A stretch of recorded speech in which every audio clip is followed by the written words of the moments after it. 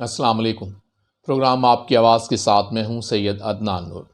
नाज़रीन, मुल्क में इलेक्शन की गहमा गहमी है और इसमें सियासी जो कारकुन हैं वो भी एक्टिव हैं, वहीं सियासतदान भी मैदानों में आ चुके हैं। तो आज बात करेंगे झंग के शहरी हलका NA 109 कौमी असम्बली का ये शहरी हलका है NA 109।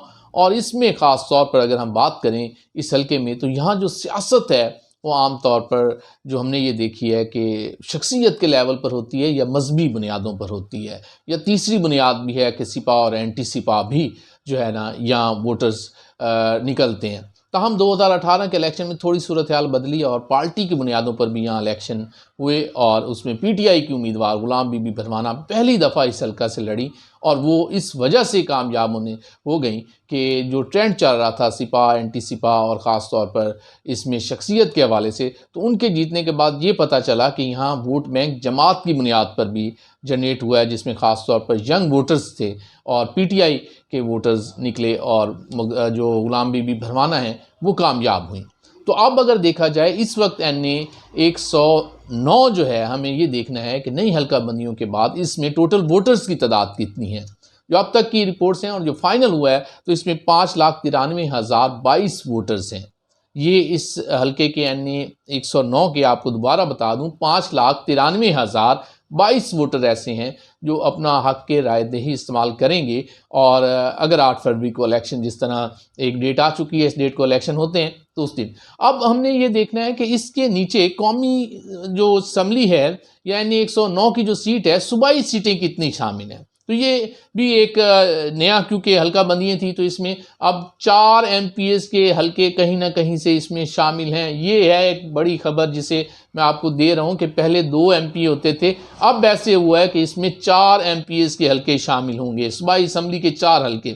अब वो कैसे होंगे, कौन कौन सा होगा, ये सवाल था। तो इसे मैं क्लियर करना चाह रहा हूँ कि NA 109 में जो कुछ इलाका होगा वो PP 125 का भी शामिल होगा, PP 126 का भी इसमें इलाके के कुछ वोटर्स शामिल होंगे, PP 127 ये तकरीबन शहरी बन जाती है, तो ये तो शामिल होगी ही होगी। इसी तरह 128 PP जो सूबाई असम्बली का हल्का है, ये भी इसमें शामिल होगा। यानी कि NA 109 के नीचे आप ये समझें कि 4 MPs काम कहीं ना कहीं कर रहे होंगे, उनके इलाके इसमें शामिल हो गए हैं। और ये पहली दफ़ा ऐसे हुआ है कि 4 MPs के इलाके इसमें शामिल हो रहे हैं।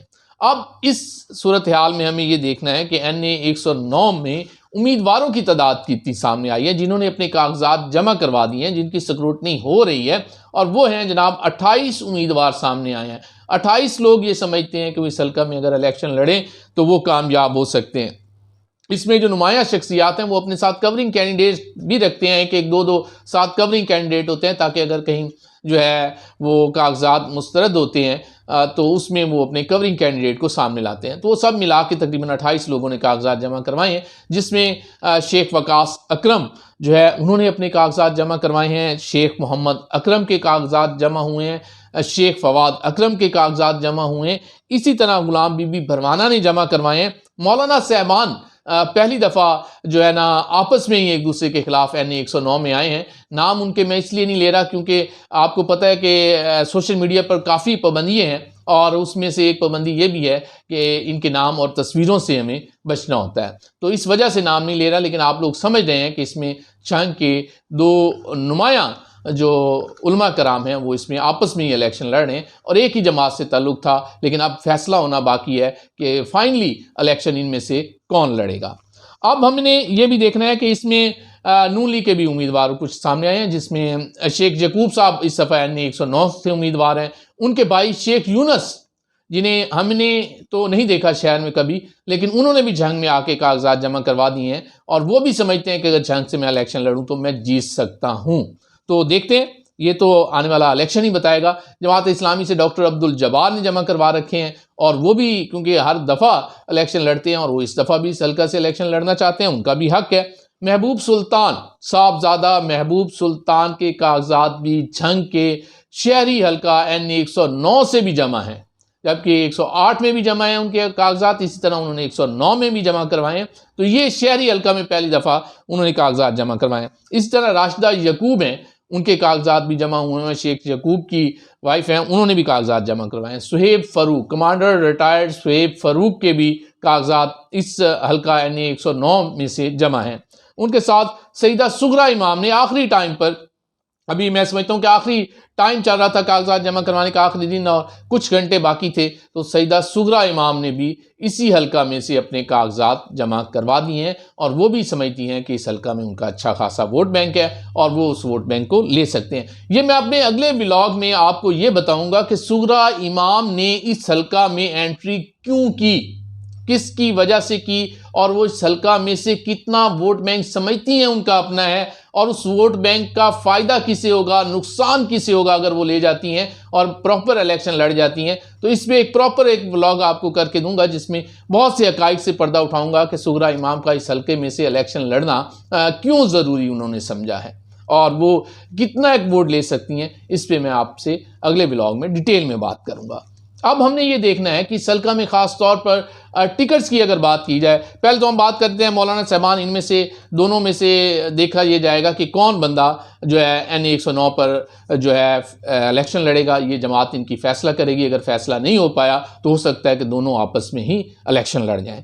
इसी तरह जो उसमें देखा जाए, शेख यकूब और शेख यूनुस दोनों भाई हैं, ये एक ही पार्टी की टिकट के उम्मीदवार हैं और समझते हैं कि हम उस पार्टी की टिकट ले जाएंगे और दोनों कोशिश कर रहे हैं कि नून लीग की टिकट ली जाए। अब देखना यह है कि ये फैसला कौन कब और कहां करता है कि टिकट किसे देनी है। इसी तरह दूसरी साइड पर देखते हैं डॉक्टर जब्बार, वो जमात इस्लामी के एक ही कैंडिडेट हैं, उनकी टिकट तो जमात इस्लामी ही से होगी। अब आते हैं हम कि इस हल्का में PTI का टिकट किसे दिया जाएगा, PTI का टिकट कौन लेने में कामयाब होगा, और या कोई लड़ेगा भी सही इस टिकट पर कि नहीं लड़ेगा। उसमें अगर देखा जाए 2018 में तो ये टिकट गुलाम बीबी परवाना को मिली और वो इस हल्का से कामयाब हुई। लेकिन अब की सूरत हाल ये देखनी है कि इस हल्के में PTI के सियासी हैसियत से अगर देखा जाए तो एक झंग की एक बड़ी सियासी शख्सियत ने इसमें शमूलियत इख्तियार की। जब PTI का बिल्कुल आखिरी टाइम और शुरू हुआ तो उसमें शेख मोहम्मद वकास अकरम जो है अचानक PTI में आए और PTI में इस तरह आए कि अभी तक उन्हें वहाँ से कोई निकाल नहीं सका और वो डटे हुए हैं तमाम तर नुकसानात के बावजूद। अगरचे बहुत सी सख्तियाँ उन्हें बर्दाश्त करना पड़ रही हैं इस मामले में, उनका कारोबारी नुकसान हो रहा है, उनका जो घरों में आए रोज़ रेड हो रहे हैं, लेकिन वो अभी तक डटे हुए हैं और उनका यही कहना है कि वो PTI पर ही इलेक्शन लड़ेंगे। और ये कागजात भी वो जमा करवा चुके हैं। कागजात जमा करवाने में उनके तईद कुनिंदा, तजवीज़ कुनिंदा लोगों को भी उठाया गया, अगरचे अब उनकी कोई रिहाई हो गई है लेकिन उन्हें उठा लिया गया। इन तमाम तर सख्तियों के बावजूद शेख वकास अकरम अभी तक PTI के लिए खड़े हैं और जहां भी हैं उन्होंने स्टैंड लिया हुआ है। अब ये देखना है कि गुलाम बीबी और शेख वकास अकरम के दरमियान इनमें से सबसे पहले टिकट किसे मिलती है। PTI की इस वक्त टिकट देना PTI की क़यादत को भी फैसला करना होगा कि कुर्बानियाँ किसकी हैं, और हम ये भी बता सकते हैं कि कौन सा सियासतदान या कौन सी सियासतदान इस वक्त कोशिश कर रही हैं कि वो कहीं से टिकट अगर कहीं और से भी मिलती है तो ले लें। लेकिन हमें फिर भी झंग के सियासतदानों को इस हद तक देखा है कि महबूब सुल्तान को देखा कि वो भी PTI को भी उन्होंने छोड़ा नहीं है, जमात पे कहीं ना कहीं वो पक्के हैं और किसी और जमात में शामिल नहीं हुए और देखते हैं कि आज़ाद इलेक्शन लड़ते हैं या पार्टी टिकट पर। इसी तरह अमीर सुल्तान भी अभी तक पक्के हैं और गुलाम बीबी परवाना भी अभी तक कहीं गई नहीं है और वो मौजूद हैं। ऐसे लग रहा है कि वो भी PTI में जो है अभी तक मौजूद हैं और किसी और पार्टी को अभी तक उन्होंने ज्वाइन नहीं किया। बहुत सी बातें, बहुत सी अफवाहें चलती रहती हैं लेकिन अभी तक उनकी जानिब से बाकायदा कोई बयान नहीं आया। जैसे ही कोई बयान आएगा फिर उस पर बात करेंगे। लेकिन जहाँ PTI को टिकट देना भी मुश्किल होगी, जिस तरह नून लीग को टिकट में डिसीजन लेना थोड़ा मुश्किल होगा कि 3 बंदे सामने हैं, उन 3 में से किसे टिकट दी जाए, जिसमें 2 भाई आपस में हैं।